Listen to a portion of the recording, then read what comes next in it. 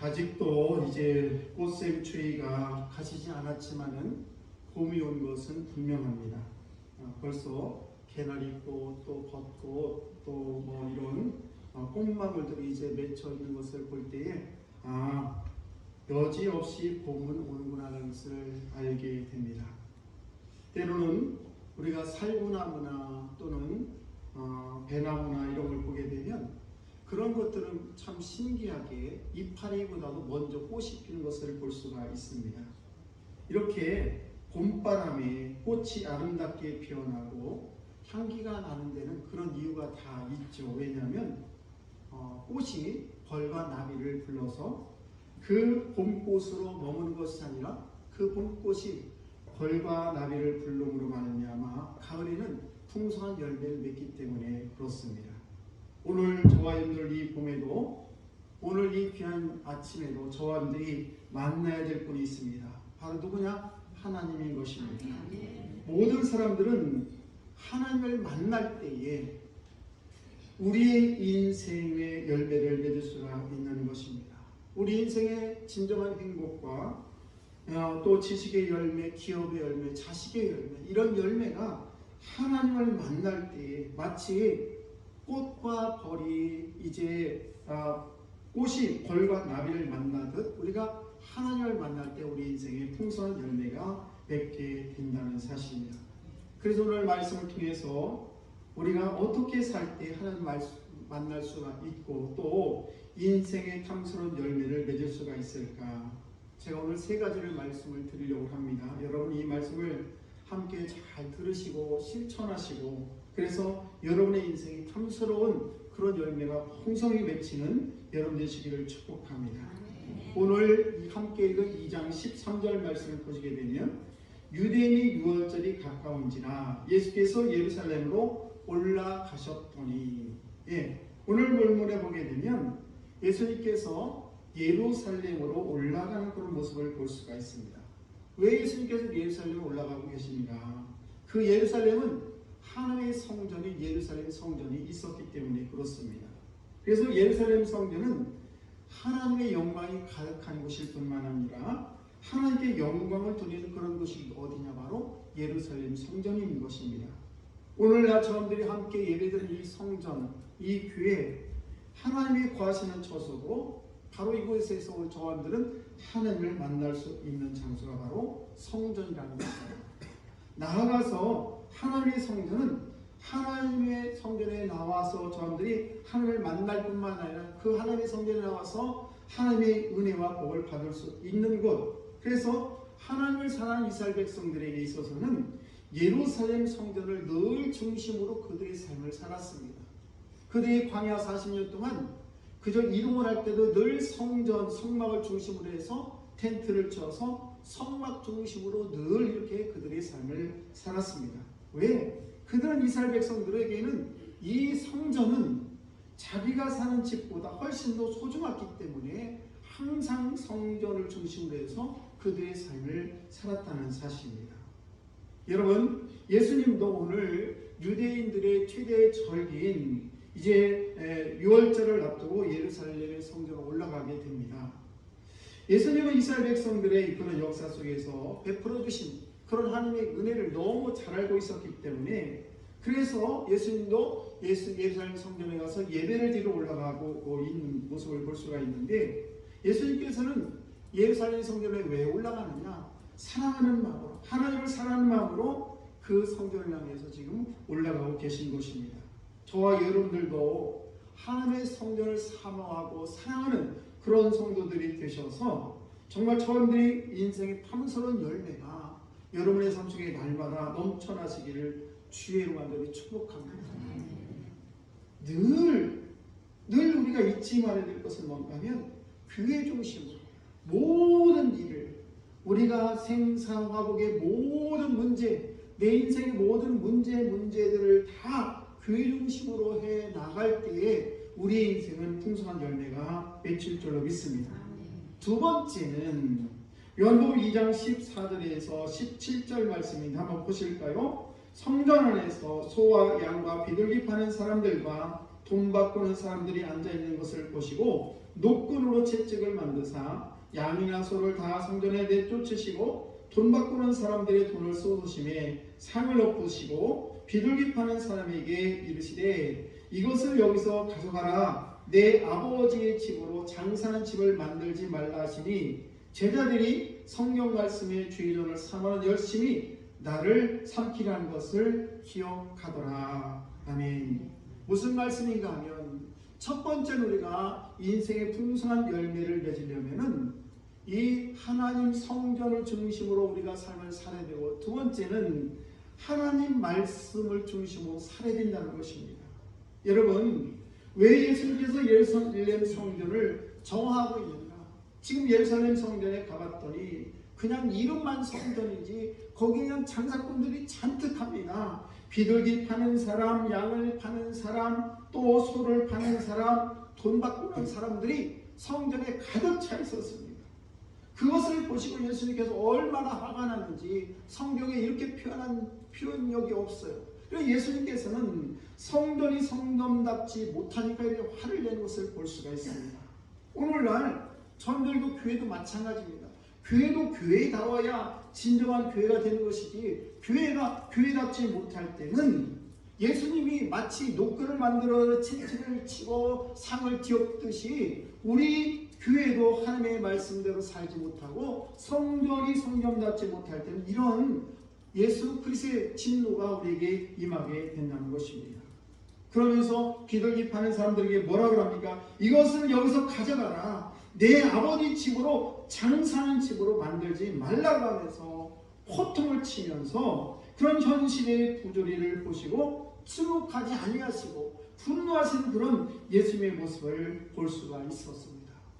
여러분, 예수님 당시에 유대교의 교권을 잡고 있었던 그런 사두개인들, 또 바리새파, 이 바리새인과 사두개파가 있는데 이 두 교파가 교회를 꽉 잡고 있었습니다. 이 어떻게 잡고 있었느냐? 이 사두개파는 주로 이 성전을 중심으로 해가지고 이용해서 돈을 벌고 있었습니다. 그러니까 소를 파는 사람, 양을 파는 사람, 비둘기 파는 사람, 돈을 바꿔주는 사람, 이런 사람들을 다 교회 안에 불러들여가지고 그래서 그들이 팔고 이렇게 웃돈을 주고받으면서 이 사두개파들이 그렇게 돈을 벌고 있었습니다. 한 성전을 이용해서 자기 이익을 취하고 있었다는 사실입니다. 또 바리새인파는 어떤 사람인가? 그 사람들은 그 당시에 로마가 세상을 지배하고 있었을 때인데 율법 경제를 통해서 종교세를 강요합니다. 그래서 사람들로 알고 세금을 자꾸 걷어내는데 그 세금이 뭐냐? 종교세라는 것을 걷어내게 됩니다. 그래서 이 사두개파와 바리새인들이 하는 일은 뭐냐? 자기들의 이익만 취하는 것이 진정 하나님의 성전을 이용해서 예배하는 것이 아니라 자기들의 사적인 이익을 취하기 위해서 성전을 이용했다는 사실입니다. 그래서 오늘 본문 말씀에도 보게 되면은 성전에서 매매하는 자들이 나타나게 되는데, 바로 유대인들은 1년에 한 번씩 6월절이 되면은 6월절 절기를 위해서 이스라엘 각처에서 다 예루살렘 성전으로 모여들게 됩니다. 6월절에. 그래서 그들이 6월절에 올 때 그냥 오는 것이 아니라 다 예물을 가지고 오게 됩니다. 그 예물이 뭐냐? 때로는 소, 때로는 양, 또 돈이 없는 사람은 비둘기, 이런 것들을 가져오게 됩니다. 그래서 그것들을 가져오게 되는데, 어떤 사람은 저 시골에서 자기가 이 6월절이 되면 정성을 다해서 잘 키워서 그 양을 가지고 주의 성전을 가지고 열심으로 찾아옵니다. 그런데 성전 저 뒤에서 이 양이나 소나 비둘기를 파는 이런 사람들이 그 양을 다 조사를 합니다. 여기 다리에 흠이 있나 없나 다 조사를, 이 핑계에 저 핑계를 대면서 그 가지고 온 양을 그들이 하나님 앞에 제단에 올리지 못하게 하고, 자기들이 키우고 있던, 자기들이 보관했던 그 양을 비싸게 팔아가지고, 그래서 그 양은 너희들이 가져온 그 양은 흠이 없으니, 흠이 있어서 하나님의 제물을 드릴 수가 없으니 이 양을 바치라고 하면서 자기들의 양을 팔아먹는 그런 일들이 벌어지고 있었다는 사실입니다. 이것이 누구냐? 사두개파 사람들이 그렇게 하고 있었다는 것입니다. 여러분, 이것뿐만 아닙니다. 그들이 가난한 사람들이 가져오는 게 뭐냐? 소나 양이 없을 때는 그 가난한 사람이 하나님 앞에 바칠 수 있는 게 비둘기였습니다. 그 비둘기도 자기들한테 사야지 하나님의 성전에 바칠 수가 있지, 자기들은 가져온 비둘기는 흠이 있다고 핑계를 대면서 바치지 못하겠다는 것입니다. 뿐만 아니라 남자들은 예루살렘 성전에 와서 성전세를 내야 되는데, 그 당시에 로마의 지배를 받고 있었기 때문에 로마 화폐를 썼으며, 로마로 말하면 우리 배경은 일본이면 일본 엔화를 쓴 것이지 우리 돈 10원, 20원 이런 걸 못 썼다는 사실이에요. 그래서 그들은 이제 성전세를 내야 되는데, 그 성전세를 이스라엘 화폐인 반세기를 내야 됩니다.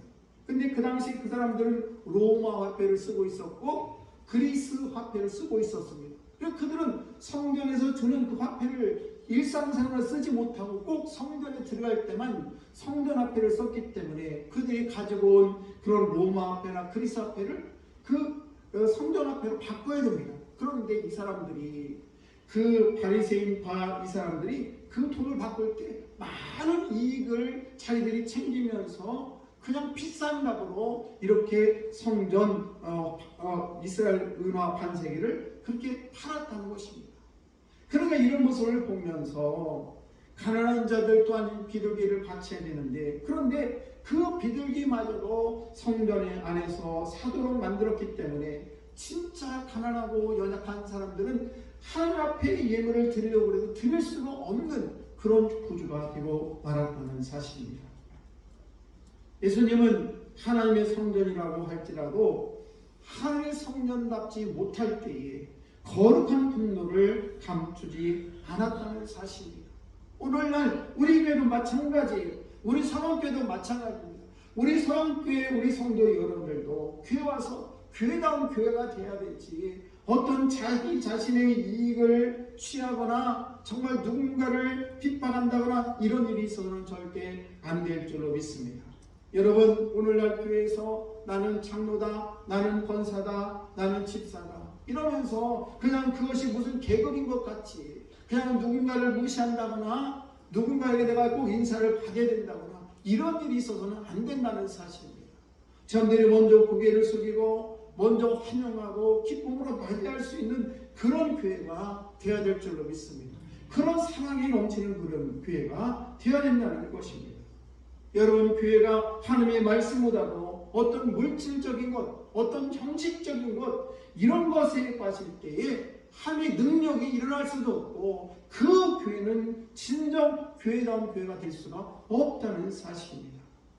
여러분, 중세 로마 가톨릭이 무척 부패했습니다. 성전에 들어갈 때는 저 뒤에 헌금함이 있는데 제가 로마에 가서 직접 봤어요.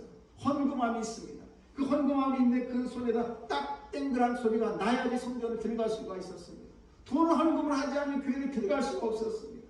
그리고 성전을 짓는다고 하면서 많은 사람들에게 면제부를 팝니다. 이렇게 이 면제부를 만들어가지고 사는 사람, 돈으로 사는 사람은 이제 하늘나라에 들어가는 사람, 이걸 사지 않는 사람 하늘나라에 못 들어간다고 전혀 성경에 있지도 않은 그런 말을 들어가지고 성전을 짓는데 많은 사람들로 돈을 바치게 하는 그런 부정부패가 일어나게 됐지요. 그때 루터나 칼빈이나 이런 종교개혁자들이 하나님의 말씀 우선이지 어떻게 그런 돈이나 이런 물질이나 이런 것들이 우선될 수 있느냐 하면서 교회의 제도적인 그런 혁신 그리고 형식에 빠진 그런 교회에 대해서 하나님의 말씀을 선포하고 하나님 오직 하나님의 말씀으로라는 그런 구호를 가지고 그래서 종교개혁이 일어났다는 것을 알 수가 있는 것입니다. 사랑하는 성도 여러분, 우리가 하나님의 말씀이 선포되지만은 그 하나님의 말씀이 선포될 때 그 말씀에 순종하지 않는 교회, 이름만 있는 그런 교회는 죽은 교회나 다름이 없다는 사실입니다. 예수님은 이러한 교회를 향해서 분노를 드렸다는 것을 볼 수가 있습니다. 왜냐하면 하나님의 말씀이 그 말씀이 살아서 역사하지 않는 교회가 되기 때문에 그렇습니다. 그러므로 저와 여러분들 하나님이 임할 수도 없고 하나님을 만날 수도 없는 그런 교회답지 못한 그런 교회를 이용해서 무언가를 이익을 얻으려는 그런 사람들이 있을 때는 그 교회가 진정 교회다운 교회가 될 수 없다는 사실입니다. 아무리 저관들이 교회 생활을 열심히 잘한다고 할지라도 하나님의 말씀에 순종하지 않는 그런 사람은 마치 애굽에서 나와서 광야 40년 동안 길을 걸어가는데 그들이 진정 젖과 꿀이 흐르는 가나안 땅에 들어가지 못하고 그냥 광야에서 죽는 사람과 마찬가지라는 사실입니다. 무엇입니까? 무슨 말씀입니까? 저들이 하나님의 말씀을 중심으로 그 말씀에 순종하며 살아갈 때에 우리 인생이 복된 인생, 열매 맺는 인생이 될 줄로 믿습니다. 여러분 꼭 기억하시고 교회 중심, 말씀 중심으로 살아가면서 열매 맺는 여러분 되시기를 축복합니다. 세 번째입니다. 세 번째는 뭔가 하면 바로 예수 중심이라는 사실입니다. 오늘 18절에서 22절 말씀을 보시게 되면 이렇게 기록을 하고 있습니다. 유의의 유대인들이 대답하여 예수께 말하기를 내가 이런 일을 행하니 무슨 표적을 우리에게 보이겠느냐? 예수께서 대답하여 이르시되 너희가 이 성전을 헐라 내가 사흘 동안에 일으키리라. 유대인들이 이르되 이 성전은 46년 동안에 지었거늘 내가 3일 동안에 일으키겠느냐 하더라. 그러나 예수는 성전된 자기 육체를 가리켜 말씀하신 것이라. 죽은 자 가운데 살아나신 후에야 제자들이 이 말씀하신 것을 기억하고 성경과 예수께서 하신 말씀을 믿었더라. 무슨 말씀입니까? 예수 중심으로 살아야 된다는 것입니다. 첫 번째는 교회를 중심으로, 두 번째는 말씀을 중심으로, 세 번째는 예수 중심으로 살아갈 때 우리 인생이 열매 맺는 풍성한 인생, 풍성한 삶이 된다는 사실입니다. 여러분 오늘 본문 19절 말씀을 보시게 되면 너희가 이 성전을 헐라 내가 사흘 동안 일으키라 이 하신 말씀은 이 예수를 만날 수 있는 이 말씀 뭔가 하면 그 당시의 배경을 잘 살펴볼 필요가 있는데 유대인들이 그 당시에 예수님께서 항의를 하고 있습니다. 여기서 유대인들은 누구냐? 바로 하나님을 향해서 돈을 버는 그런 사람들.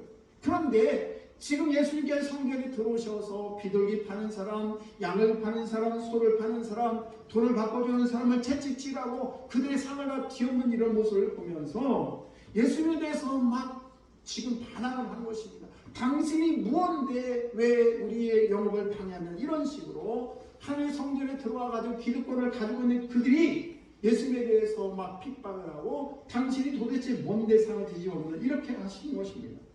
이때에 예수님께서 뭐라고 말씀하십니까? 바로 19절에 있는 말씀을 말씀하십니다. 너희가 이 성전을 헐라 내가 사흘 동안 일으키라 이 말씀은 사실은 이들이 하는 이 말씀은 예수님이 이 땅에 오셔서 예수님이 십자가에 못 박혀 돌아가신 후에 사흘 만에 부활하지 않습니까? 너희들이 이 성전인 나를 헐어도 나는 사흘 안에 부활하신다는 그런 말씀이에요. 그런데 그들은 그 말씀을 전혀 이해하지를 못합니다. 실제적으로 성전이 지어지는데 46년간 지었는데 예수님이 그걸 다 헐어버리면 그 허는 시간도 많이 걸릴 텐데 그것을 예수님 당신이 사흘 동안에 지켰다고 전혀 말이 안 된다고 하면서 이 사람들의 생각은 뭔가 다 자기중심으로 생각하고 있었다는 사실입니다. 여러분 우리가 예수를 믿으면서 때로는 여러 가지 생각을 할 수가 있습니다. 어떤 생각? 나 중심으로 하는 생각이 있을 수도 있고 아니면 상대방 중심으로 생각해 볼 수도 있어요. 나 중심으로 생각하게 되면 때로는 오해할 때도 참 많습니다. 그러나 입장을 바꿔서 상대방 입장을 가만히 생각해 보면 그 사람 입장에 생각 그럴 수도 있겠구나 하면서 우리가 얼마든지 이해할 수가 있는 것입니다. 마찬가지로 우리가 이 말씀을 볼 때에 예수님께서는 예수의 말씀으로 하셨는데 거기에 있는 유대인들은 예수의 말씀을 자기들 입장에서만 바라보면서 이 성전이 46년간 지어진 성전을 당신이 어떻게 사흘 동안 지을 수 있냐고 하면서 예수님에 대해서 불신하고 그 예수님에 대해서 멸시하는 그런 모습을 볼 수가 있습니다. 여러분 아무리 심오한 진리를 내가 말할지라도 그 사람이 알아듣지 못한다면 참으로 불행한 일인 것입니다. 예수님께서 예수님의 중심으로 말씀하셨는데 그들은 자기들의 중심으로 말을 하는 것을 볼 수가 있습니다. 성전된 자기 육체의 죽음을 가리켜서 내가 사흘 만에 부활하겠다는 그런 말씀인데도 불구하고 그들은 그 말씀을 전혀 이해하지 못하고 눈에 보이는 그런 성전만 바라보고 있었다는 사실입니다. 여러분 예수님 당시에 많은 유대인들도 하나님의 말씀으로 그들도 구약 말씀을 잘 믿고 따랐습니다. 그러나 그들은 예수 그리스도를 적대함으로 말미암아 진정한 하나님을 만날 수도 없었고 진정한 복을 받을 수도 없었다는 사실입니다. 그 한계가 사도 바울이에요. 사도 바울은 하나님을 잘 아는 사람이었습니다. 하나님을 너무너무 잘 아는 사람이었습니다. 그래서 사도 바울이 하나님의 말씀을 모르는 게 아닙니다. 잘 아는데 그 누구보다도 하나님을 열심히 믿었던 사람이기 때문에 예수를 믿는 사람들을 잡으러 다녔다는 사실을 알 수가 있는데, 그런데 그가 예수를 알지 못하고 자기 나름대로의 잘못된 신앙관을 가지고 있었기 때문에 예수를 믿는 사람을 예수를 핍박하는 일에 앞장섰던 것을 볼 수가 있습니다. 그러나 그가 다메섹 도상에서 예수를 만나지 않았더라면 그는 하나님을 믿기는 믿었지만은 진정 말씀대로 살기는 산다고 했지만은 그러나 그의 인생은 참된 구원의 열매를 맺지 못했을 것입니다. 그러나 그가 다메섹 도상에서 부활하신 예수를 만나게 되고 네가 핍박하는 예수니라 이 말을 들었을 때 그의 마음이 눈이 뜨게 되면서 진정 하나님의 아들 예수 그리스도를 알게 되므로 그의 인생이 복된 인생이 된 줄로 믿습니다. 여러분, 그렇습니다. 우리가 예수 그리스도가 모든 성경 말씀의 핵심이에요. 성경 66권, 3927, 39권과 27권 신약 구약 이 말씀 모든 전체가 다 메시아 예수 그리스도 그가 오심에 대해서 예언하고 있다는 사실입니다. 그래서 저와 여러분들은 예수 그리스도를 중심으로 성경 말씀을 읽고 성경 말씀을 듣고 성경 말씀을 전할 때 우리는 하나님을 만날 수가 있고 하나님의 복을 받을 줄로 믿습니다. 여러분, 제가 이제 결론 말씀을 드리려고 합니다. 하나님은 우리 모두가 하나님을 만남으로 인생의 탐스러운 열매를 맺기를 진정으로 원하고 계십니다. 하나님께서 인생을 만드실 때, 그리고 창세기 1장 27절 28절 말씀 보시기에는 생육하고 번성하고 땅에 충만하라 땅을 다스리라 이렇게 말씀하시면서 저들이 인생 속에 하나님이 함께 하심으로 우리 인생이 복된 인생이 되기를 원한다는 사실입니다. 그럼 어떻게 살기 위해서는 어떻게 되느냐? 오늘 저들이 말씀대로 교회를 중심으로 삶을 살아야 되고, 또 두 번째는 말씀을 중심으로 살아야 되고, 세 번째는 예수 중심으로 살아가기를 축복합니다. 이럴 때 우리의 인생이 복된 인생이 된다는 사실입니다. 우리 모두가 예수 그리스도 안에 있을 때에 가능한 줄로 믿습니다. 여러분, 예수 그리스도 안에 있다는 것은 무슨 말이냐? 바로 예수 그리스도가 누군가를 바로 알고 고백하며 그리고 고백적인 삶을 살아가는 것, 이것이 예수 안에 살아간다는 사실입니다.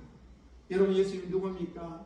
우리를 위해서 정말 하늘의 영광을 버리고 이 땅에 인간의 모습으로 오셨고, 그리고 저들이 모든 죄를 담당하기 위해서 십자가에 못 박혀 우리 모든 죄를 다 담당하셨습니다. 뿐만 아닙니다. 저들이 의롭고 우리의 권세를 세우시려고 죽음에서 사흘만에 부활했을 뿐만 아니라 저들을 존귀하게 높이려고 승천하시고 지금도 저들의 모든 앞길을 예비하시며 우리의 그 천국에서 우리의 삶을 예비하시려고 저희들에게 그 거룩한 집을 마련하고 계신 분이 계십니다. 그리고 저희들이 이 세상을 살아갈 때에 성령 하나님께서 저희들이 함께하도록 구의 성령을 보내주신 분.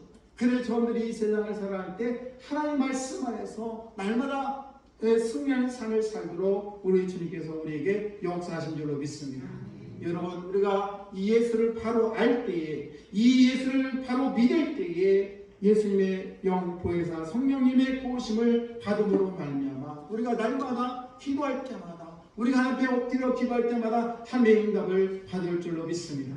사랑하는 성도들은 보혜사 성령님의 도우심으로 말미암아 저희들이 교회 중심, 말씀 중심, 예수 중심으로 살아감으로 말미암아 여러분이 하나님을 만나고, 그리고 그 하나님을 만남으로 말미암아 하나님께 영광 돌릴 뿐만 아니라 열매 맺는 귀한 여러분 다 되시기를 주의 이름으로 축원합니다.